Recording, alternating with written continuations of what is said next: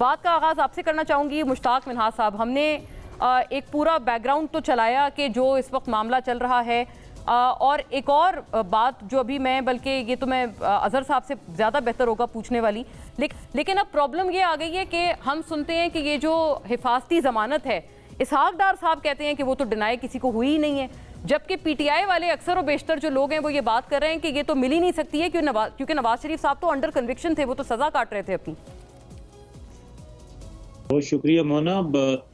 ये जो सवाल आप कर रही हैं ये लीगल क्वेश्चंस हैं और इसमें फैसला जो है वो अदालतों ने करना है, ना ये पीटीआई के नुक्ता नज़र से इसको देखा जाना चाहिए, ना पीएमएलएन के एनक से इसको देखा जाना चाहिए।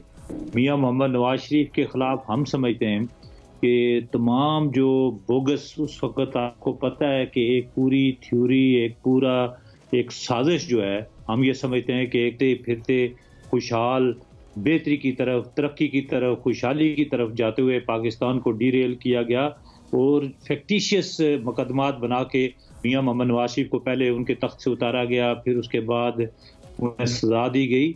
हम तो उन मुकदमात को भी जाली समझते हैं।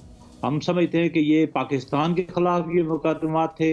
हम ये समझते हैं कि वो सारा ड्रामा जो अदालतों के जरिए हुआ वो सारा फ्रॉड था, सब धोखाधड़ी थी पाकिस्तान को यानी नुकसान पहुंचाने के लिए, पीएमएलएन को नुकसान पहुंचाने के लिए, मियां नवाज शरीफ को नुकसान पहुंचाने के लिए।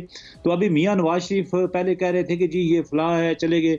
यहाँ मियां नवाज शरीफ को सजा जब हुई तो आपके इल्म में होगा कि वो और मरियम नवाज साहिबा वो लंदन में मौजूद थी और उनकी जो बेगम थी, बेगम कुलसूम नवाज, वो डेथ बेड पे थी। जी, आप 2018 की गोया बात कर रहे हैं कि जब वो आए थे सजा के बावजूद और सजा काटने। जी, इस के बावजूद और सजा काटने पाकिस्तान के अंदर आए। कोई दुनिया में ऐसा मुल्ज़म आप देखें कि जो मुल्क से बाहर हो, जिसको वहां पर बैठ के कई और जगहों पे जाने की और सहूलत मौजूद हो, और वो वहां से अपनी बेटी को पकड़े और सीधा जो है ना, हम वहां पर लाहौर में ही थे और जो सलूक किया गया वापसी पे, और जिस तरीके से मियां नवाज शरीफ को अरेस्ट करके उनको फिर उनकी बेटी के साथ बदसलूकी की गई, मियां नवाज शरीफ के साथ को बिहेवियर अच्छा नहीं था वहां पे।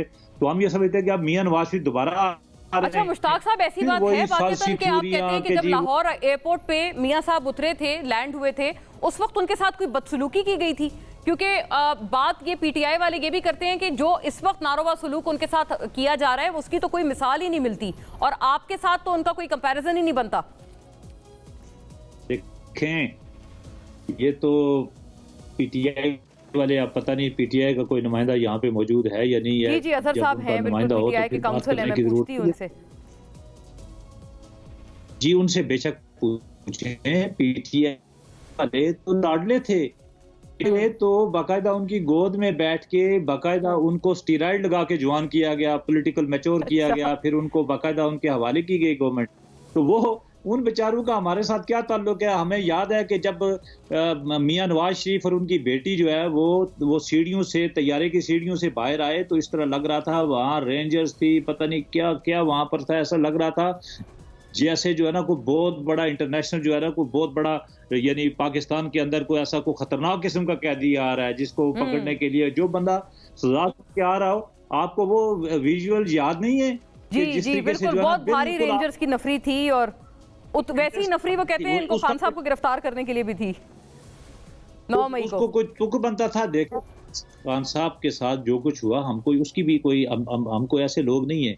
अगर खान साहब के साथ बुरा हुआ तो हमको ये नहीं कि कोई तालियां बजाने वाले लोग हैं कि कोई उनके साथ हा हमारे साथ जो है ना वो कोई ज्यादा बुरा होता तो खान साहब के साथ उससे भी ज्यादा बुरा हो गया तो हमको खुश हो गए। नहीं, पाकिस्तान का जो भी पॉलिटिशियन है वो उसके साथ जहां पर भी बुराई होगी, हम ये समझते हैं, चाहे इस मुल्क में शहीद जुल्फ़िकार अली भुट्टो के साथ जो कुछ हुआ वो आपके सामने है, हम उसकी मजम्मत करते हैं। हम मियां मोहम्मद नवाज शरीफ बड़ी आपने फेयर बात की है, आपने कहा किसी भी आप सियासी लीडर के साथ होने वाले बुरे सलूक को आप एंजॉय नहीं करते। लेकिन मुश्ताक साहब, आप माशाल्लाह बड़ी सेन आवाज हैं अपनी जमात से।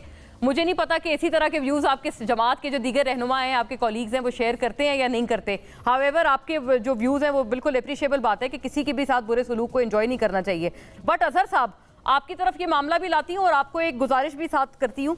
डॉक्टर यास्मीन राशिद जो हैं, उन्होंने बाकायदा तस्दीक की थी नवाज शरीफ साहब की गिरती हुई सी। सुनिएगा, उस वक्त की पंजाब की जो हेल्थ मिनिस्टर थी, उन्होंने एंडोर्स किया था कि नवाज शरीफ साहब को हर सूरत बाहर जाने की जरूरत है। रात बोर्ड की मीटिंग हुई थी और बोर्ड ने आपस में बैठ के जो भी डिसीजन दी उसके बेसिस पे उन्होंने ये कहा कि हमारा ये ख्याल है कि उनकी कंडीशन क्योंकि स्टेबल नहीं हो रही, उनकी कोमॉर्बिडिटीज बहुत ज़्यादा हैं और कुछ ऐसे एक दो ऐसे टेस्ट हैं जो शायद पाकिस्तान में ना हो सके और वो रिस्की टेस्ट हैं, वो हो नहीं सकते, तो हम रिकमेंड करते हैं कि उनको बाहर भेजा जाए। जैसे पेट स्कैन होना है उनका, अब अगर पेट स्कैन हमने रिकमेंड किया हुआ कि पेट स्कैन होना, अगर पेट स्कैन होना है और शुगर ना कंट्रोल हो, स्कैन की रिपोर्ट्स जो हैं they can be very faulty, we can have a problem. जी अजहर साहब, जिस पेट स्कैन का यास्मीन राशिद साहिबा ने जिक्र किया वो नवाज शरीफ साहब के मौलेज ने अभी दोबारा भी जिक्र किया है, जो रिपोर्ट उन्होंने अदालत में जमा कराई है। तो ये तो बात डिनाई नहीं करनी चाहिए पीटीआई को कि उनकी मर्जी से नवाज शरीफ साहब लंदन गए थे।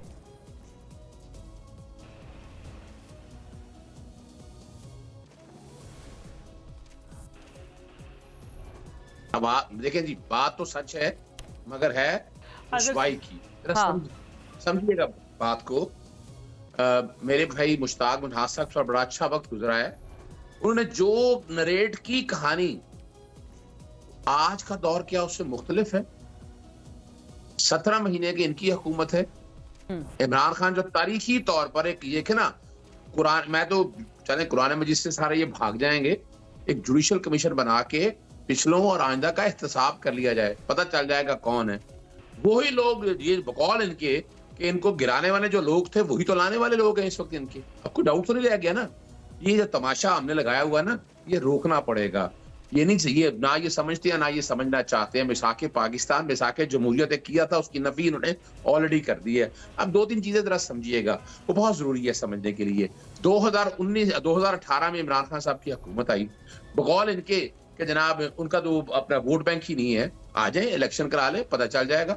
जितने सर्वे हुए हैं पाकिस्तान तरीके इंसाफ के हवाले से वादे तौर पर बात आ गई। अब ये बैठकर बात करना अच्छा नहीं लगता। ये अब हालात और वाकयात सच्चाई की तरफ आए ना तो बड़ा मजा आए। अब 2018 में इमरान खान साहब की हुकूमत आई, ख्वाजा आसफ ने आगे कहा कि अप्रैल 2019 में राब्ता हो गया था, आपको याद होगा। फिर आपको पता है नवंबर 2019 में जब नवाज शरीफ गए, पाकिस्तान तहरीक इंसाफ की हुकूमत ने नहीं भेजा। मैं फिर बताता चलूंगा आपको। अच्छा, पाकिस्तान तहरीक इंसाफ की हुकूमत, आपके सामने लॉजिकल रखने लगा हूं मैं। पाकिस्तान तहरीक इंसाफ की हुकूमत, जब कमेटी बैठी कि इनका नाम ईसीएल से निकालना है तो कंडीशन लगाएगी कि सर्टन पैसे देने, अमाउंट, ये अमाउंट देंगे, छोटी देंगे तो जाएंगे। अब उससे पहले ये पाकिस्तान तहरीक इंसाफ एक बोर्ड बैठा। अब बोर्ड जिन लोगों ने बिठाया वो पता है, उनमें जितने लोग हैं आज भी तहकीक करेंगे, पता चल जाएगा कि वो, मैं साफ कहता हूं, एस्टैब्लिशमेंट के लोग थे उस वक्त भी। अच्छा, को भेजने वाले तो ये नहीं यास्मीन राशिद साहिबा का मैंने सर शॉर्ट सुनाया, यास्मीन राशिद साहिबा एस्टैब्लिशमेंट की मतलब खातून है या उनके कहने पर वो बोर्ड का जिक्र किया है। सुनिएगा बात को। हाँ, जिक्र किसे किया? फैसल सुल्तान साहब भी जैसे थे, उन्होंने भी तस्दीक की थी इस बात की। मैं फिर बताता चलूं ना। देखिए ना, ये डिसीजन तरीके इंसाफ का नहीं था, बोर्ड का डिसीजन था। आप इनको जरा मिलाकर देखे ना, फिर क्या हुआ। कोर्ट में नवंबर 2019 कोर्ट ने कहा 50 रुपए की अंडरटेकिंग दे और भेज दिया। ठीक है, पाकिस्तान तहरीक इंसाफ ने कब भेजा है? इजाजत तो दी है कोर्ट ने। वो तो कोर्ट की बात हुई, लेकिन सर काबीना ने भी तो एंडोर्स किया था। हमने आज इब्तिदाई में पूरी इसकी क्रोनोलॉजिकल इसकी पूरी तरतीब बताई है नाजरीन को। तो ये तो मैं फिर बताता चलूं।